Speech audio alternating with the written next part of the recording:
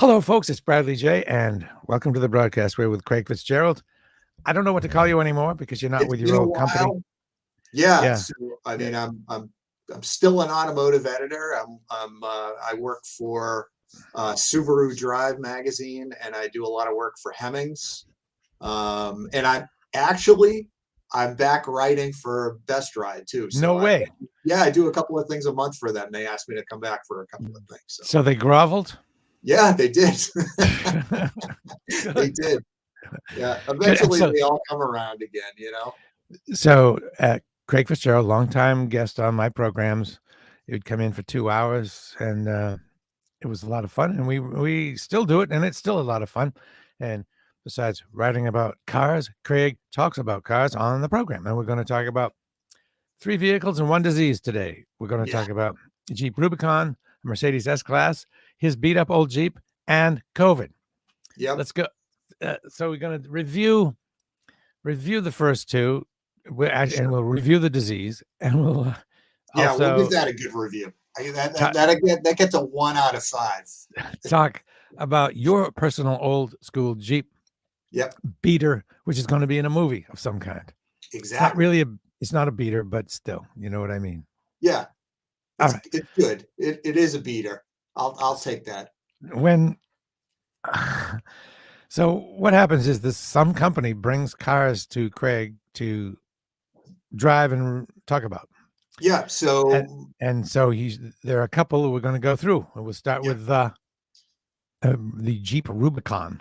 yeah. So I'm part of the New England Motor Press Association, and there's a fleet of vehicles here that the manufacturer sends up to me and some people at the Boston Globe, and handful of people here and there. So we sort of get a week in some of these things, and right now actually we're doing we have a judging for the official winter vehicle of New England. So the manufacturers send up a bunch of SUVs and 4-wheel drive vehicles and all-wheel drive vehicles for us to evaluate, and then later in the year we get together, we have a voting, and then we announce the official winter vehicle in New England. So the 2 things that I've driven most recently were both all-wheel drive or 4-wheel drive. I drove the Jeep Wrangler 4xe Rubicon, which is it's a Wrangler, looks just like a Wrangler, but it's the unique part about it is that it's a plug-in hybrid drivetrain. So you can plug it into the wall, you can drive it on exclusively electric power for 22 miles, and it increases the overall fuel economy to, in the range of 40 some odd miles per gallon if you keep the battery charged. In which, if you had a garage and you plug the thing in every night, you'd always have that electric range, which is kind of a nice, there's a couple of nice features of it where you can drive it exclusively on electric power for 22 miles. So all of your local driving, like on the weekends, if you're just driving around town, you could do it all on electric power and not use gas at all. The other nice thing about it is in 4-wheel drive, you can drive it on electric power, which is great because all the torque from an electric motor just comes on instantly. You don't have to, the engine doesn't have to spool up to 3,500 RPM in order to get maximum torque. It's right there. I need So to interject here and just say how sure. much I like the word spooled up. I don't know if you know that. I use that. You used it, and I use it wherever I can. It's a good turbo description too, where things actually have to kind of generate some power. That's not true with an electric motor. It's there from the second you touch the accelerator, and it's silent, which is awesome to me. I think one of the issues that people have with people doing things off road is the noise, right? Yeah. And Yeah. there's no noise with an electric drivetrain. That's So good. yeah, it's really nice. It's really nice. I loved it, You think they'll actually. ever get electric motors for boats? Because you see, like, you go up to Plum Island in an area where Yeah. it's a sanctuary. Yet for some reason, boats still tear through there really loudly, and it Right, pees me. Oh man, right. and so that would be good if it were electric motor for boats. So those irritating, selfish butt heads that do that yep. would be a little less irritating. You're starting to see it a lot now. So dirt bikes, there are a couple electric dirt bike manufacturers, which to me are like, I mean, I could go literally out my backyard and ride a dirt bike out there and nobody would know it if it was electric. But even if it's a 4-stroke, which is quieter than the old 2-stroke engines, it's still noisy and buzzy, and you lose all of that with an electric motor. So and boat applications perfect for me. Must be Mopeds, must have all that. taken as far as marketing in back in the day, the sound of a vehicle was a big part of it, and you had to kind of twist the psyche of the consumer around to think quiet is good. It used to be, oh, Yeah, listen to that. Oh, I'm going to get my exhaust tuned. My exhaust is going to be perfectly have this perfect right, sound. But to right. have And half the people driving around now are, riding around with exhausts that sound absolutely horrible. So, it's definitely an education process. But yeah for me as a driver, I like an electric vehicle mostly because it doesn't matter what size the vehicle it is, it automatically feels like a luxury car because you don't have a buzzy 4-cylinder engine working hard under the hood. yeah All of that is gone. So even if it's in a small economy car, an electric powertrain just feels much more premium than a comparable gas engine would. So, with the Jeep, I mean, I loved it. I thought it was great. It's the second one I've driven, and you'll see them around if you notice they all have like a light blue tow hook on the front. So that kind of signifies the 4xe. But and that drivetrain is now going to be available in the Grand Cherokee too, which I think is a game changer for that vehicle. I think you're going to see Jeep doing, and they're really early with this stuff. Chrysler launched their plug-in hybrid with the Pacifica minivan, which I really like a lot.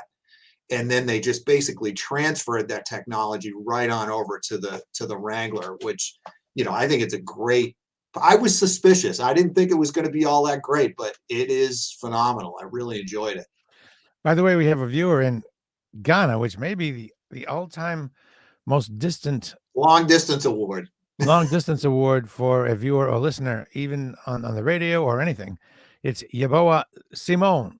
Yeah, Says, I'm watching you live for Ghana. Well, that's great. Hey, Yaboa, can I stay at your house if I come there? yeah. It'd be a And good Craig trip for too. you.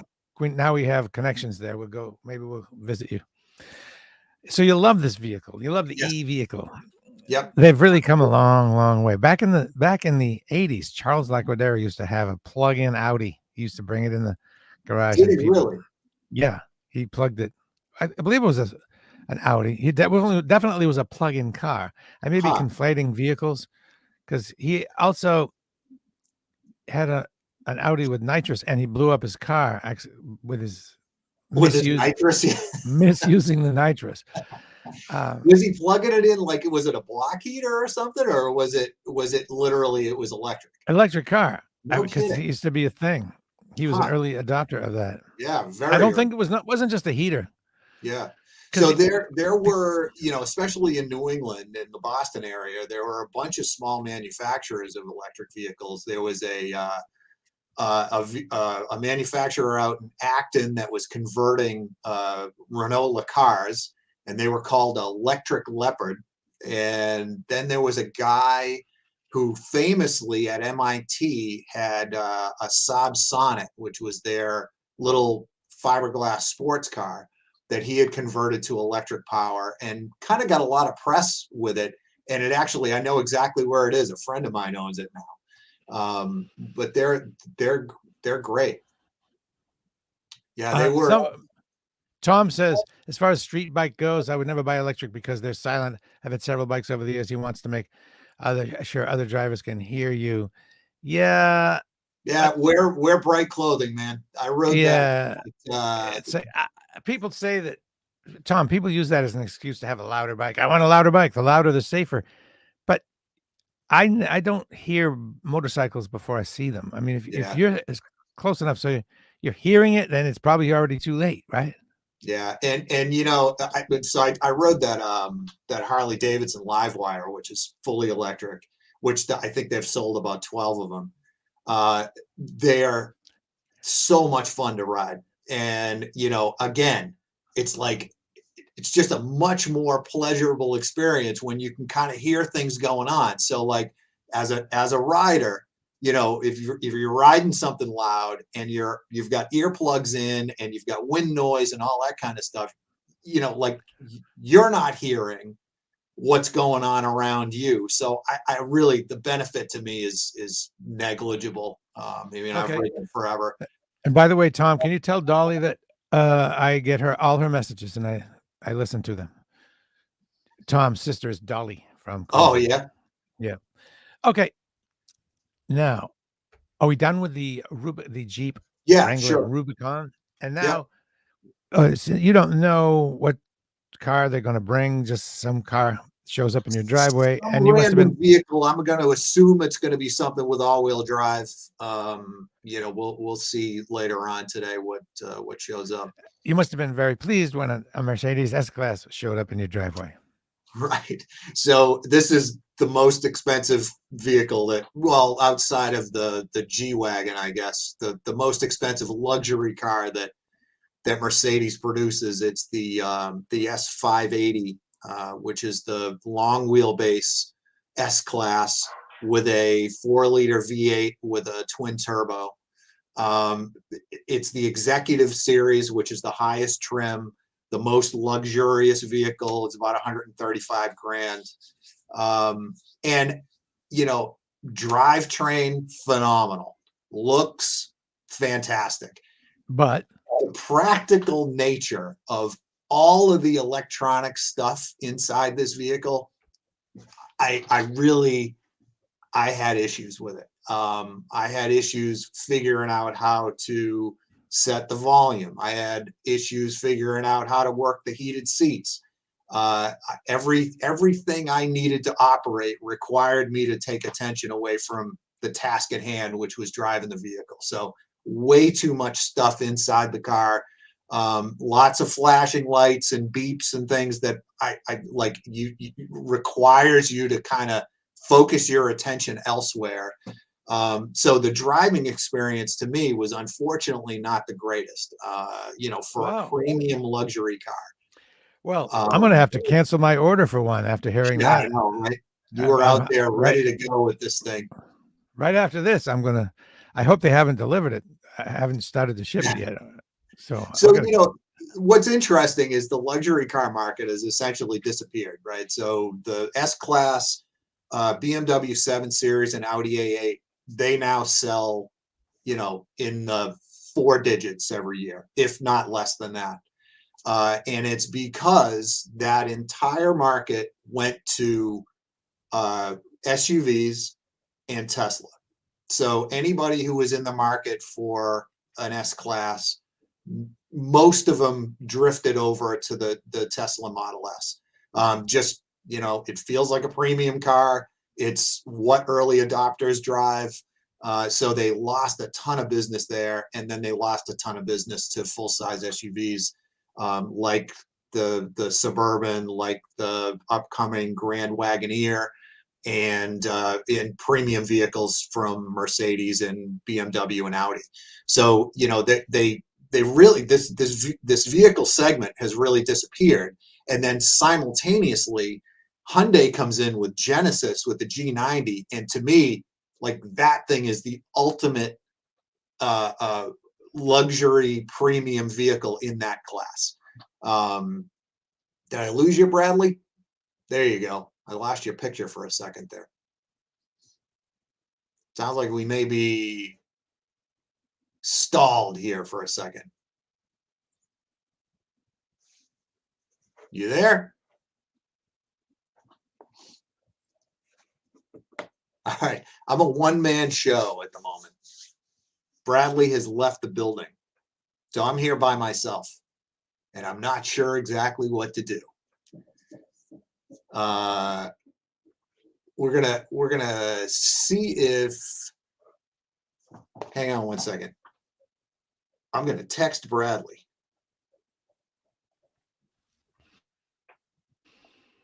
I'm back.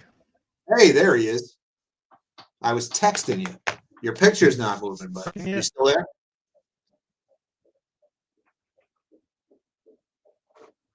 You got a spinning circle of death here, Bradley.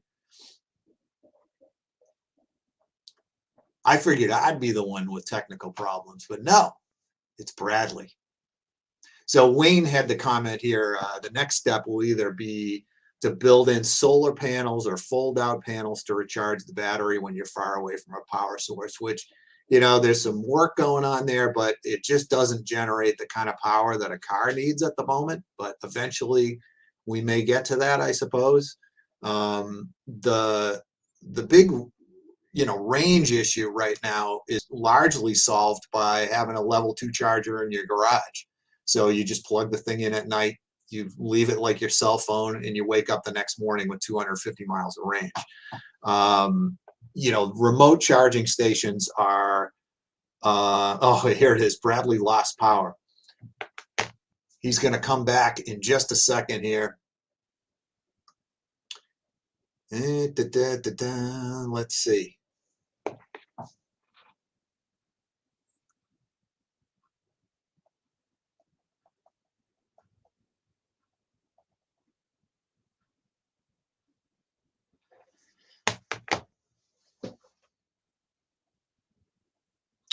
So yeah, with an EV, you basically have two options. You charge at home, you charge remotely, and I think the thing that's keeping people away from EVs at the moment is the remote charging stations. But most of the charging that you're going to do is going to be at home.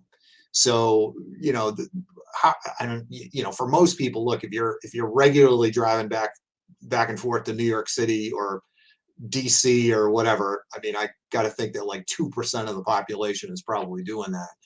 An EV might not work for you, but there's a company right here in Boston that makes runs from Boston to New York City. They're basically like an Uber car service. They'll pick you up in a Tesla, drive you all the way to New York City without stopping, and then swap vehicles down there and drive another one back. So they have kind of one on either end. You can make it back if you can make it to New York City and then charge overnight in New York City at a level 2 charging station. You're pretty much covered. All right, Bradley's going to send me another link. I will be leaving this, and I will see you in a minute.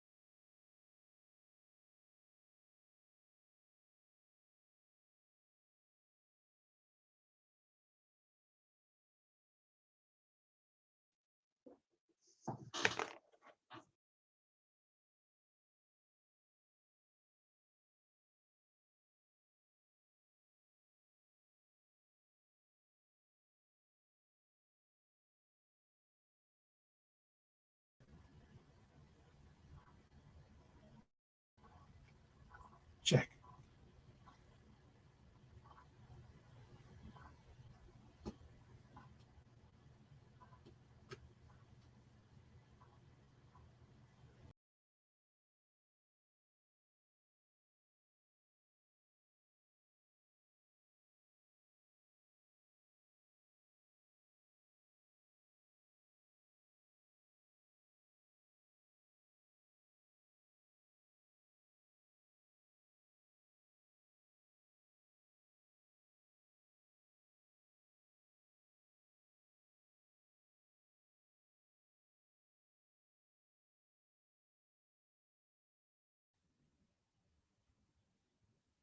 Check. Check, check, check, check, check.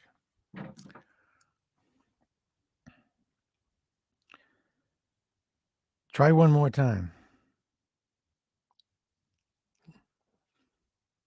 Yeah. Okay, I'm back. Thank you. Maybe I'll tell you what happened, folks. Earlier, my laptop slid forward, almost fell on the floor, but I caught it. But what happened is I didn't realize that the power had pulled out, so it ran out of power. Let me see if Craig can come back.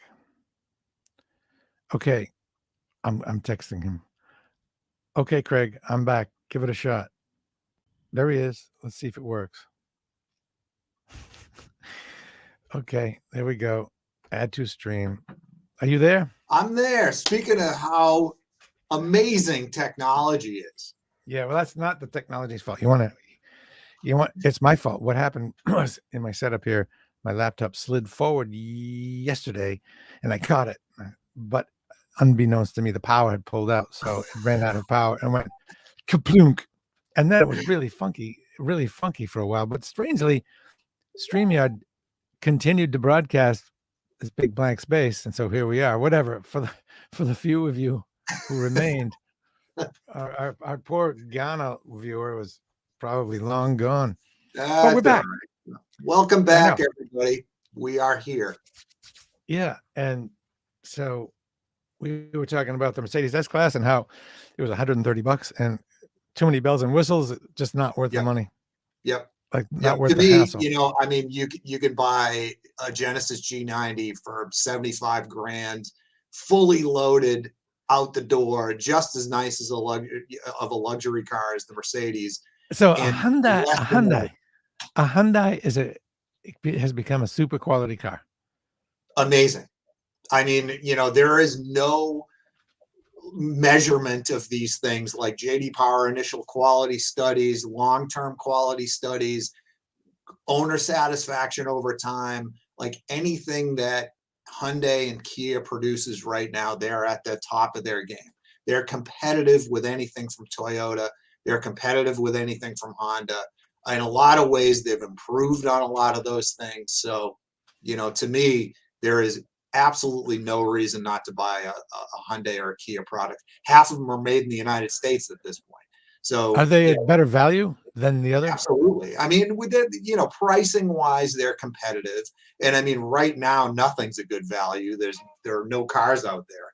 So you're going to be paying MSRP or better, for a lot of vehicles, including stuff from Hyundai and Kia. I go by the Lev Kia lot in Framingham all the time, and I don't think there's 20 cars out there on the lot. They are sold out of everything. So, and I know things like the Telluride, their full-size SUV or mid-size SUV, I guess, they've been selling at MSRP or better for more than a year. They're intensely popular and just a really good value for for what that vehicle is. It's a good sized vehicle in a premium class, and you really can't beat it. Wow, that's good Yeah, to know. yeah, So, absolutely. They're to me, and especially Genesis. That's luxury. It's Hyundai's version of a Lexus, for example. They beat everybody in that entry luxury class. The G70 or GV70 SUV is great. I've had people walk across a parking lot to ask me what I was driving, which happens very infrequently. Usually only with like high-end sports cars and things like that. In just the exterior appearance of that Genesis SUV is phenomenal. okay, one quick question, then we'll get to your Jeep, and it's going to be in a movie. You used to bring cars, some of the cars you got by the station when you would come do your Yep, things, and you brought a Jeep Trackhawk, which the was Trackhawk, just yeah, which which you've was been thinking about do ever you, since. yeah, I've been thinking about it ever since. Tell them what it is, and do you consider that a novelty vehicle or an actual vehicle? It's an actual vehicle, and yeah, so it's a Grand Cherokee. It's exactly the same as any other Grand Cherokee that you see driving around, except that it's got a 700 horsepower V8 with a supercharger and all-wheel drive versus a four-wheel drive setup. Um, It must have different suspension and brakes. oh, sure, yeah, different suspension to accommodate that 700 horsepower, and it had 21-inch wheels, I think. Um, did I lose you again, Bradley? Are you still there? Oh no, hang on.